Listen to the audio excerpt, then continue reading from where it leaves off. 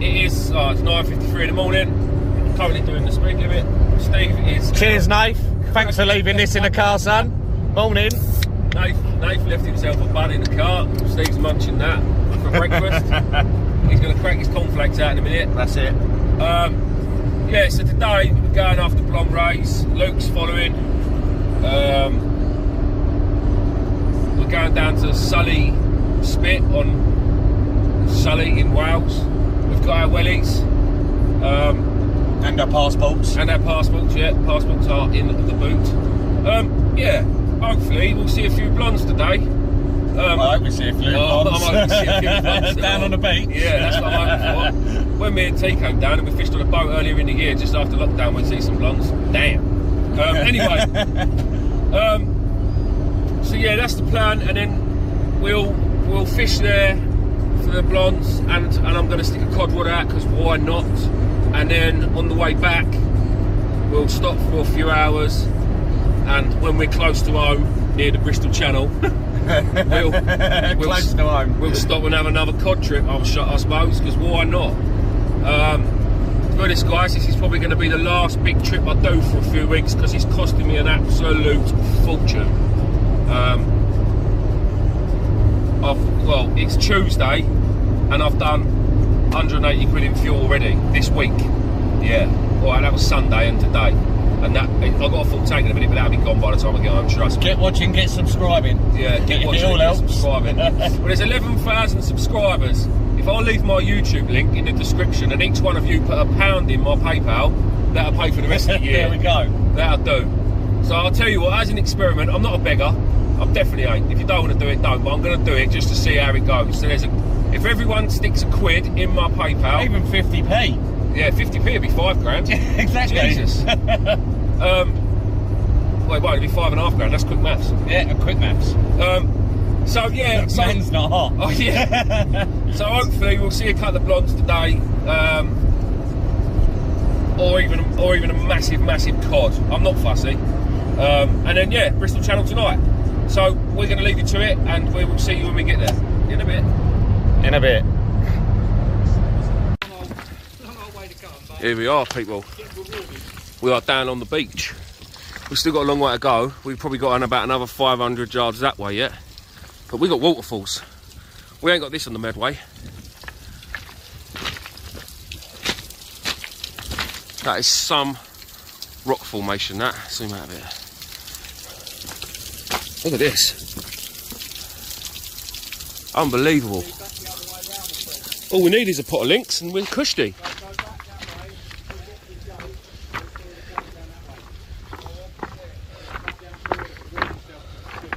Someone else coming down by the sounds of it. Yeah, we've just had to climb down that. See the angle? Yeah, it was savage. Hello, Luke. Hello. We're just waiting here for a minute because, well, apparently we've got to walk somewhere around there over these ledges, and then we'll be able to get out on the sand. But Steve, the forager, he's already out there and having a look around. All this slate, literally proper Welsh slate. Loads of little moving things underneath it. Oh, this is a bit of me, this.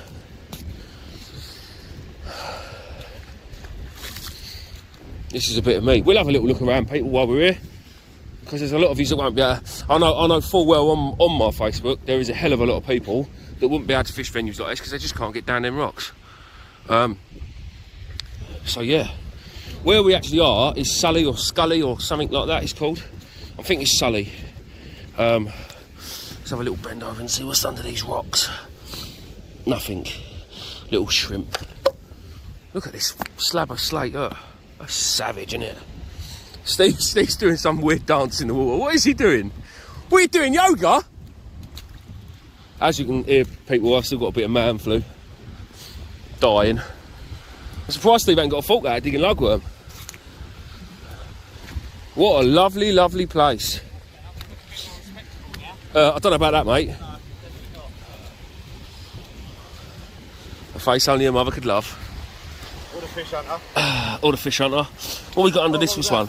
So we've got a limpet, and we've got a little crab, and we've got loads more of these Yeah. What are they, sand shrimp or something, are they? Sand flies, sand fleas. Sand flies, sand fleas. Oh, look, there's an anemone there. An anemone. Yeah, I know there's the little shrimpy things that are...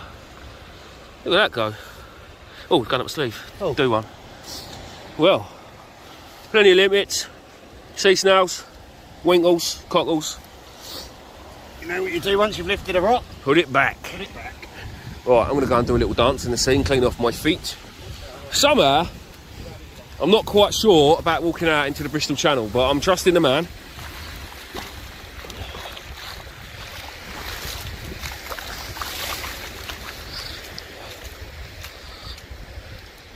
Our pond's not as good as yours. No?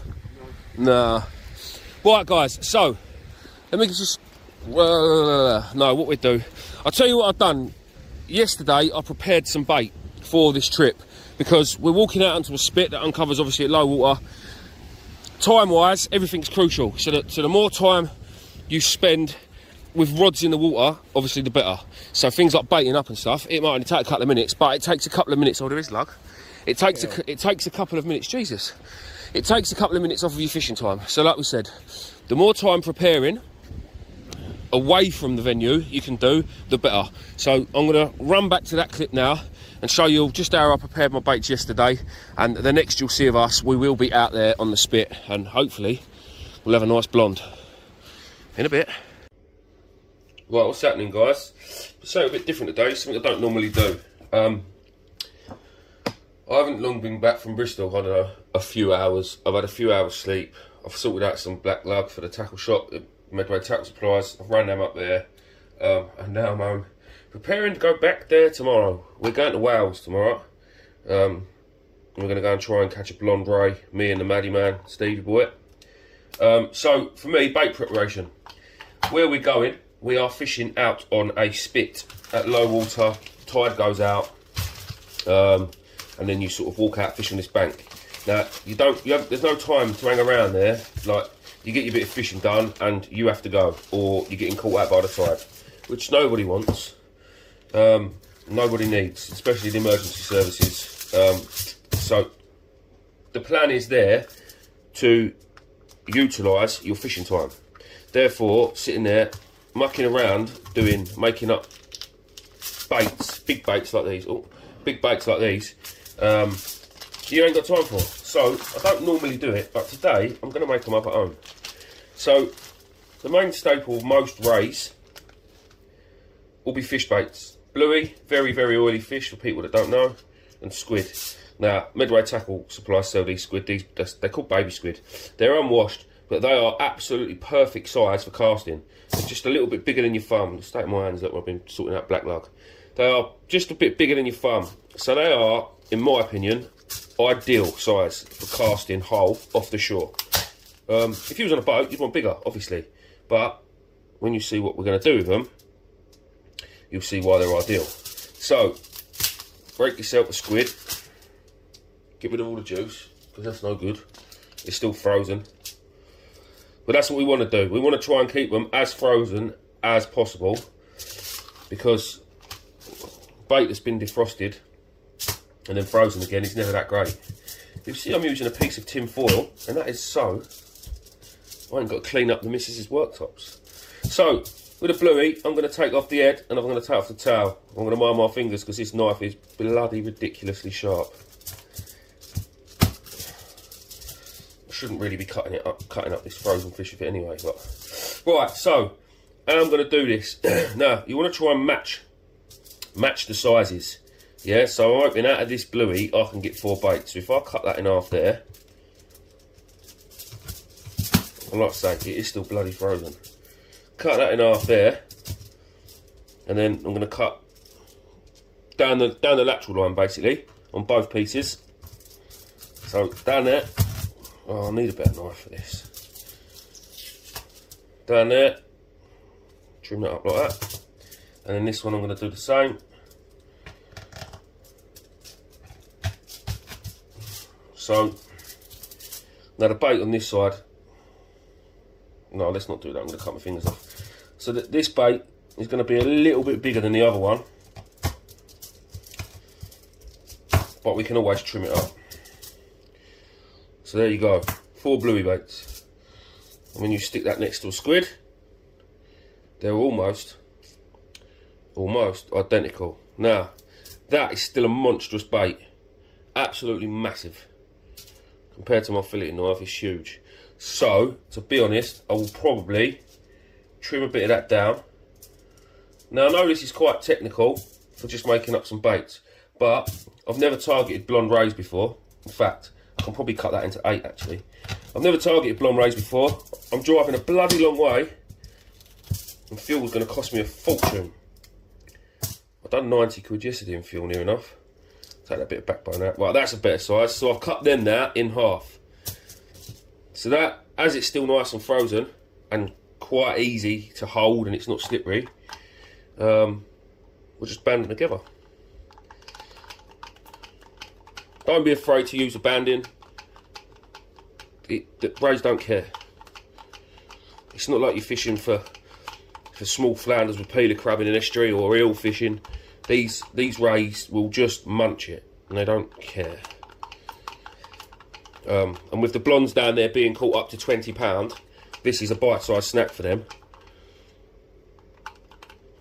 Now, what I will also do when I get there, and obviously these will defrost in the car, which that doesn't matter. That doesn't matter. Because they're being used. I will also put a bit more banding on once I get there. But that is basically a squid and bluey wrap, excuse the stat of my fingers, for a big ray. A thornback will take that, an undulate will take that, blondes hopefully will take that, and I'll show you that tomorrow. Well, for you it'd be a couple of seconds. Yeah, there isn't many rays. The only rays I would have thought that would probably turn their nose up or something like this is a stinger, because stingers primarily come to ragworm baits. I'm not saying you won't catch a stinger on it, because stranger things have happened, but if I was fishing for stingrays I'd be using ragworm. Yeah, perfect, perfect, perfect. Right, I'm going to make up a few more and then I'll show you what I do next. Right guys, there we have it. So I've made up 8, and I'm going to keep them last 4 squid on their own, just in case I want to try just a squid bait. So 8 baits, all done, bluey squid wraps, absolutely spot on. Now what we'll do is I'll just put them to one side. And this machine here, guys, this is a vacuum packer. Now I know most of you know what a vacuum packer is, and probably have seen one.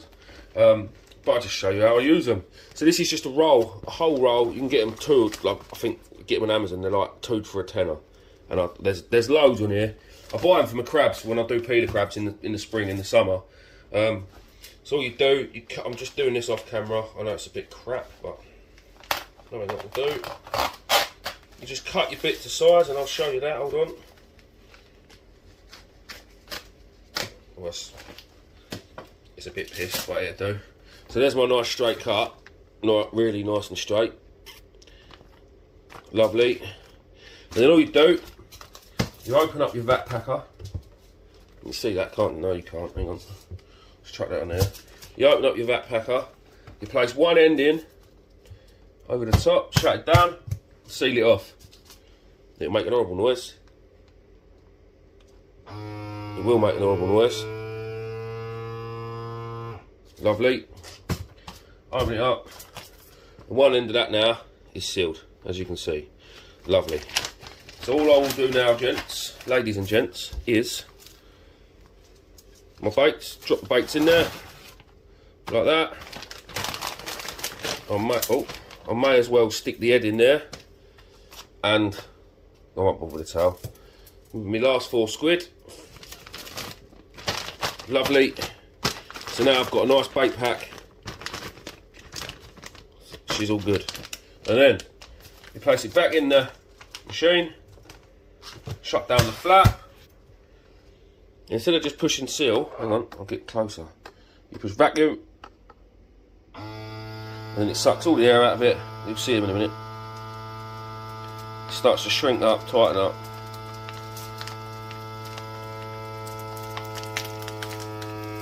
Look at that. And then seal. Seal, please.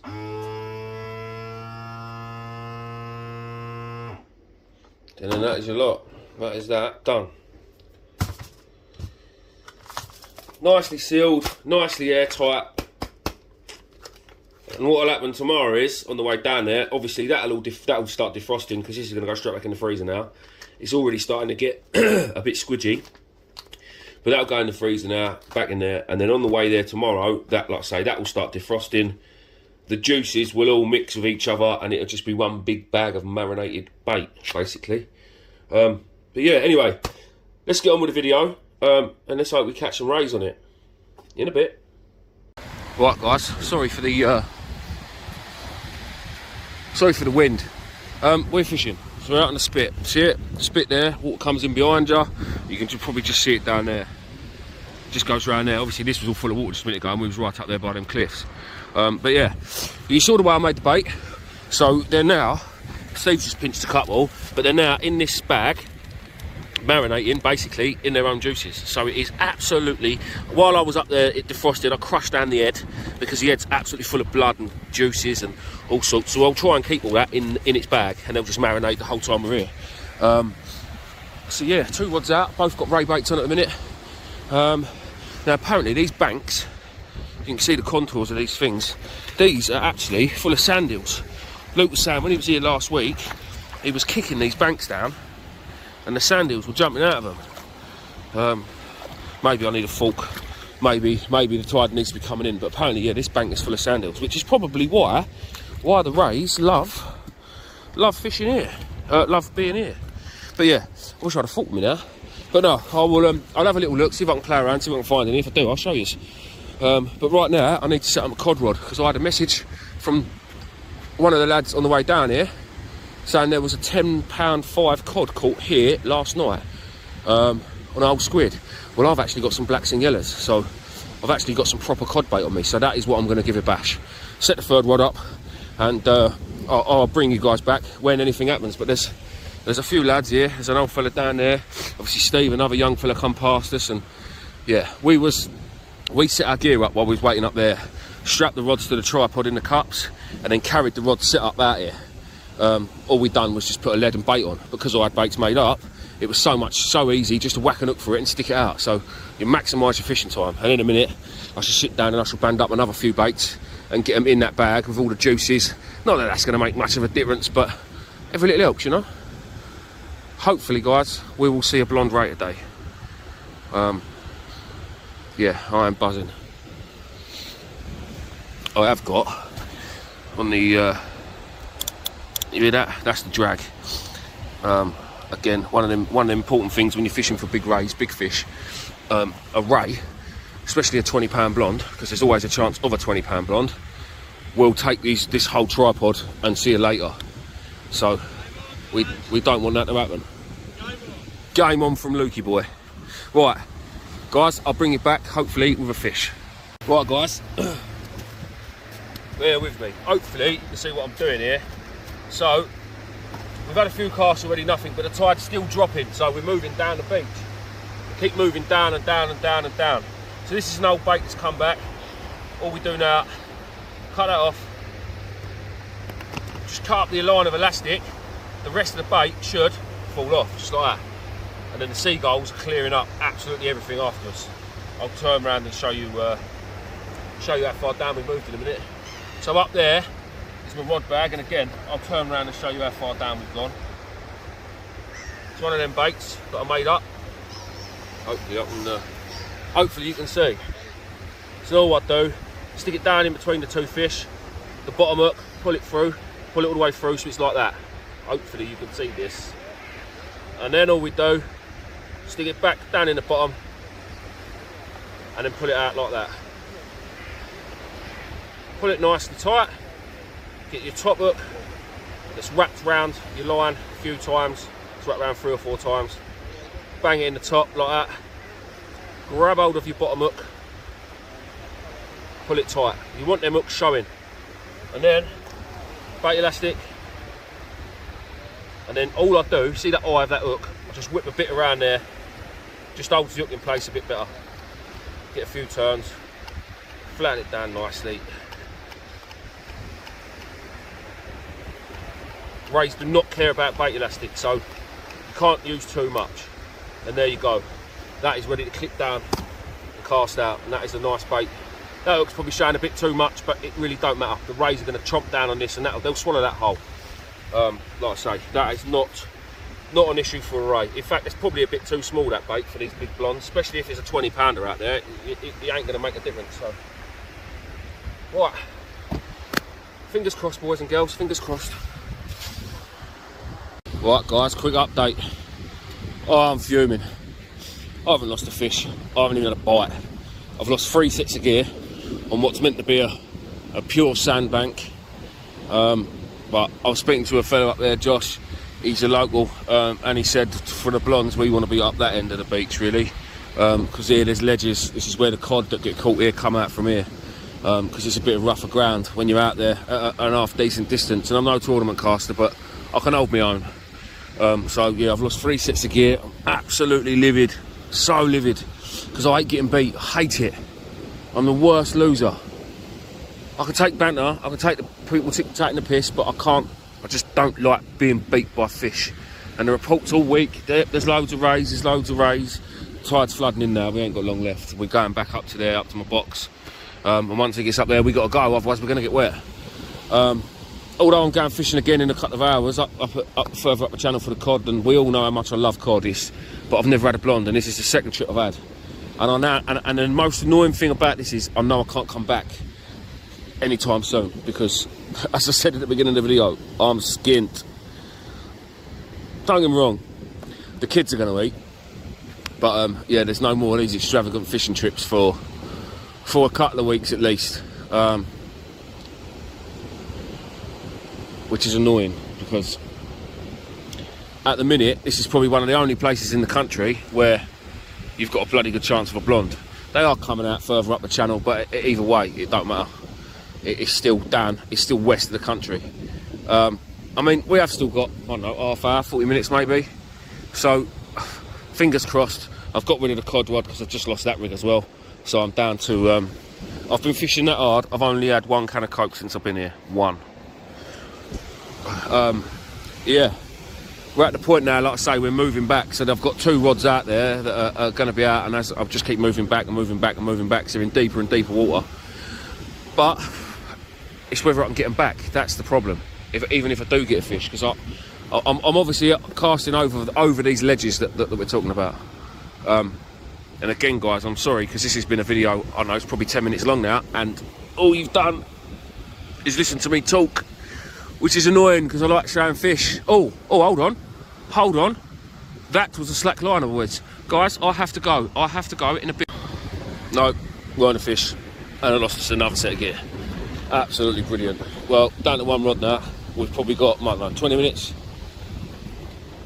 Oh, sorry, sound miserable, guys, but when you put so much effort and planning into it, and it's not even about there's no fish, it's just about constantly losing gear. And again, I don't care about losing the gear.